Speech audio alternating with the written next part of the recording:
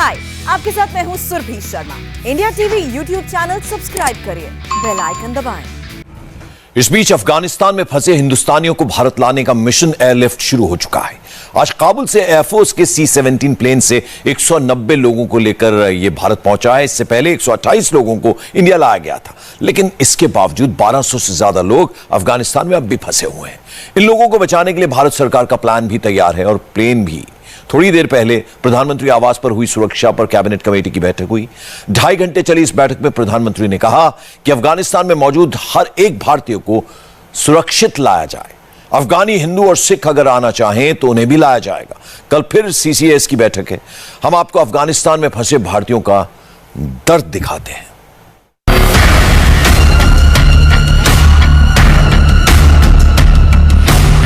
पहले 128 लोगों को काबुल से निकालकर हिंदुस्तान लाया गया। आज 190 लोगों को अपने वतन भारत आने का मौका मिला, लेकिन अब भी 1200 से ज्यादा हिंदुस्तानी अफगानिस्तान में फंसे हुए हैं। कोई इंजीनियर है तो कोई टेक्नीशियन, कोई बैंक में काम करता है तो कोई मजदूर। ये लोग कैसे आएंगे, कब तक आएंगे, इस पर केंद्र सरकार पूरी कोशिश कर रही है। हमारे साथ एक शख्स जुड़ रहे हैं सीधे काबुल से। सूरज आपका नाम है। सूरज, मुझे आप सुन पा रहे हैं?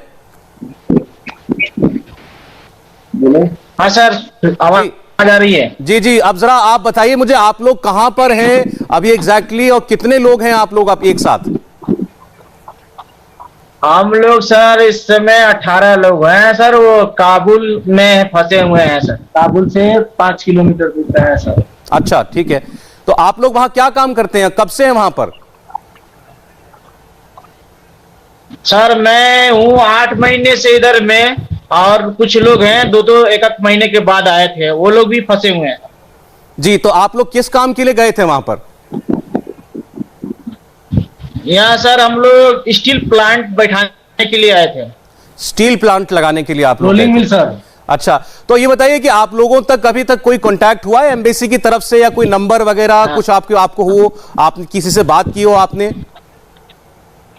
सर हम लोग ने पहले बात किया था, तो सेठ जी ने जो सेठ है वो बोल रहे थे कि अभी कब्जा नहीं होगा, कब्जा होने में 3 महीने टाइम लगेगा। तो उनके आधार पे हम लोग पटाए हुए थे। अभी सिचुएशन के आधार पे बहुत दिक्कत है। दिक्कत यह है कि मान लीजिए 2 दिन में ही कब्जा कर लिया, और कब्जा करने के बाद इसके बाद क्या होएगा क्या नहीं होएगा, क्या भरोसा उसका।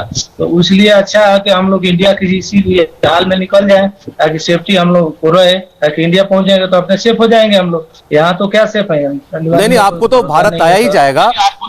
और यहाँ से अब जैसे हम बता रहे हैं कि अभी लगभग 200 लोग जो है वो पहली बार लाए जा चुके हैं जहाज में। मैं आपसे ये जानना चाह रहा हूँ कि आप किसी तरह कॉन्टैक्ट करने की कोशिश कर रहे हैं एम्बेसी के लोगों को, ताकि उनको पता चले कि आप कहाँ हैं?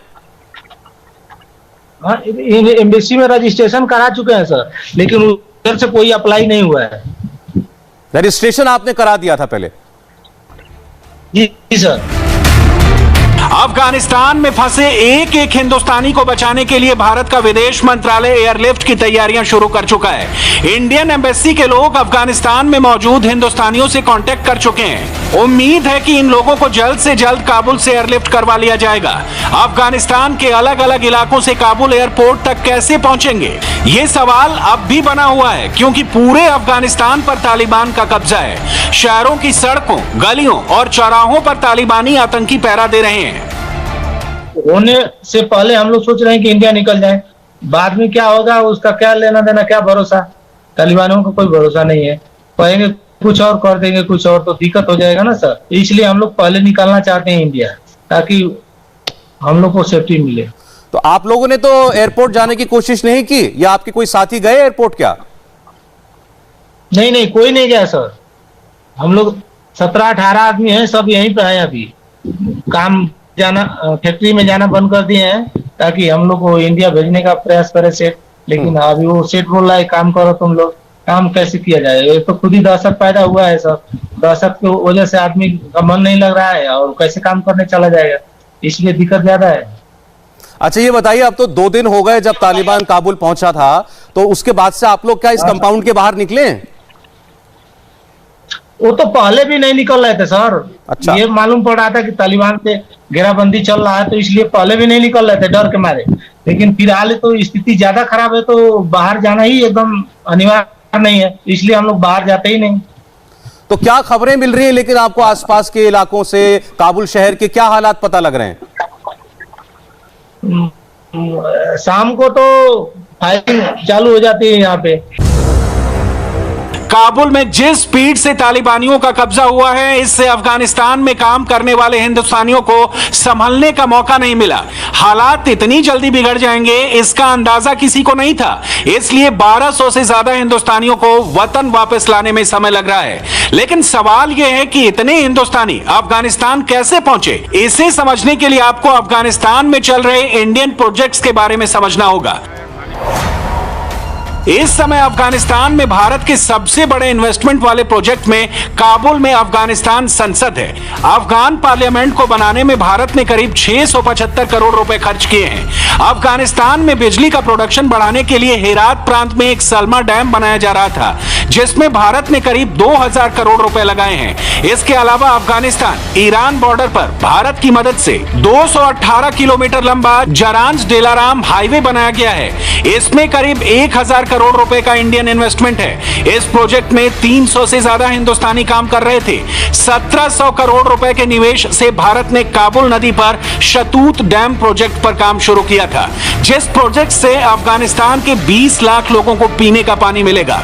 इसके अलावा अफगानिस्तान के पोले खोमरे इलाके में भारत की मदद से 220 किलोवाट बिजली के उत्पादन के लिए सब स्टेशन बनाया गया है। इसमें भारत ने 800 करोड़ का इन्वेस्टमेंट किया हुआ है। भारत के लगाए गए प्रोजेक्ट में अगला नाम काबुल के स्टोर पैलेस का है, जिसे भारत की मदद से फिर से रिनोवेट किया गया है।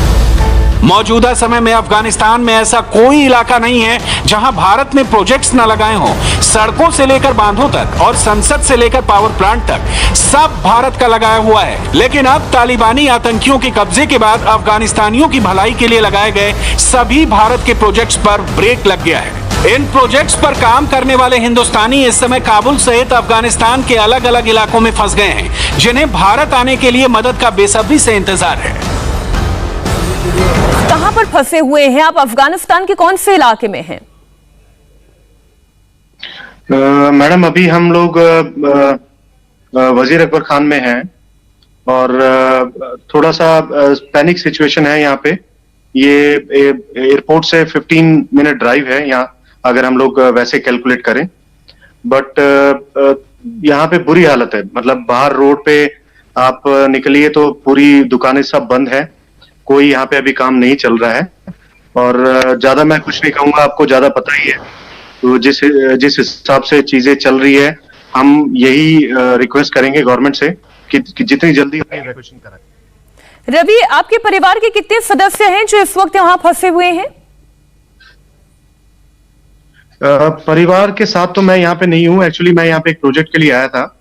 और यहाँ पे बहुत सारे हमारे फ्रेंड हैं जो इंडियन दोस्त हैं सारे, ऑलमोस्ट जो मेरे टच में हैं 20 लोग हैं जिनसे मैं बात कर रहा हूँ, और हम कल एयरपोर्ट भी गए थे। और बस यही है अभी हालत मैम। अच्छा, आप कल जब एयरपोर्ट गए थे तो उस वक्त वहां पर स्थिति क्या थी? क्या किसी भारतीय अधिकारी से आप संपर्क कर पाए? नहीं मैडम, वहां पे कोई हमारी स्थिति वहां पे मतलब ऐसी थी कि कोई सुनने वाला नहीं था, किसी से हमारी बात नहीं हो रही थी। और जो भी वहां पे लोग थे वो सारे लोकल जो अफगान्स हैं वो सारे वहां पे जा रहे थे। वहां पे कोई सिस्टम नहीं था बेसिकली, तो कोई पुलिस नहीं थी, कोई इमिग्रेशन नहीं था। तो सिर्फ हम लोग वहां पे इसलिए गए थे क्योंकि हमसे प्रॉमिस किया गया था कि एयर इंडिया की फ्लाइट है। बट कुछ हालात ही वहां पे ऐसे हो गए कि हमारी फ्लाइट लैंड नहीं करी, और फिर हम लोग वहां पे रात के 12 बजे तक हम वहां पे फंसे रहे। पिछले 20 वर्षों में भारत ने अफगानिस्तान में करीब 22,000 करोड़ रुपए का डायरेक्ट इन्वेस्टमेंट किया है। संसद, सड़क और बांध बनाने से लेकर स्कूल, हॉस्पिटल बनाने में भारत का बहुत बड़ा रोल है। अफगानिस्तान के 34 प्रांतों में भारत ने करीब 500 प्रोजेक्ट में सीधा इन्वेस्ट किया है, इस उम्मीद में कि ताकि भारत अफगानिस्तान की दोस्ती को और मजबूत किया जाए। अफगानिस्तान के 4 करोड़ लोगों की जिंदगी को बेहतर बनाया जाए। लेकिन तालिबानी आतंकियों के कब्जे के बाद अफगानिस्तान के लोगों की जिंदगी पूरी तरह बदल गई है। सड़कों और बाजारों में सन्नाटा है, एयरपोर्ट पर देश छोड़ने वालों की भीड़ है, लोगों के मन में तालिबानियों की दहशत है। अगर तालिबानियों ने भारत की तरफ से लगाए गए प्रोजेक्ट को कोई नुकसान पहुंचाया तो इसमें अफगानिस्तान के लोगों का ही नुकसान है। लेकिन भारत फिलहाल अपने प्रोजेक्ट्स के बारे में नहीं बल्कि अफगानिस्तान में फंसे अपने लोगों की चिंता कर रहा है, जिन्हें जल्द से जल्द एयरलिफ्ट कराना होगा। महमूद, आप काबुल में कहां पर फंसे हुए हैं और क्या आपकी अभी तक किसी भारतीय अधिकारी से बात हो पाई है? नहीं, भारतीय अधिकारियों से बात नहीं हो पाई है। बेशक मैंने सारी डिटेल भेजे हुए हैं एमईए को, सारी डिटेल इंफॉर्मेशन, मेरा सारा डिटेल उनके पास है। I think he should reply to me, but अभी तक कोई जवाब मिला नहीं है। हम लोग कल एयरपोर्ट गए थे और अफरा तफरी का आलम था वहां पे, सो मैं बयान नहीं कर सकता जिस हालत में गए और फिर वापस भागे हम लोग जान बचाकर वहां से। सो पैथेटिक था वहां पे हालात से। आप लोगों से गुजारिश है कि थोड़ा हमारे यहाँ से हमको यहाँ से इवैक्यूएट कराया जाए। मैं यहाँ पे परेशानी में हूँ बेशक। अफगानिस्तान में लगभग 1700 भारतीय रहते हैं, जिनमें से 128 लोगों को एयर इंडिया का प्लेन लेकर रविवार को भारत लौटा है। इसके बाद आज इंडियन एयरफोर्स का प्लेन काबुल से करीब 190 लोगों को लेकर भारत आ चुका है। लेकिन अभी भी 1200 से ज्यादा हिंदुस्तानी अफगानिस्तान में फंसे हुए हैं। सबसे बड़ी समस्या यह है कि काबुल एयरपोर्ट से सभी कॉमर्शियल फ्लाइट रद्द कर दी गई हैं। पूरे एयरपोर्ट पर तालिबानियों का कब्जा है। ऐसे में भारत सरकार और विदेश मंत्रालय हर हिंदुस्तानी को अफगानिस्तान से सुरक्षित एयरलिफ्ट करवाने की तैयारी कर चुकी है। उम्मीद है अगले कुछ दिनों में मिशन एयरलिफ्ट पूरा कर लिया जाए। हाय, आई एम सुरभि शर्मा। खबरों से अपडेट रहने के लिए India TV YouTube channel subscribe करिए, साथ में बेल आइकन जरूर दबाएं। जुड़े रहें इंडिया टीवी के साथ।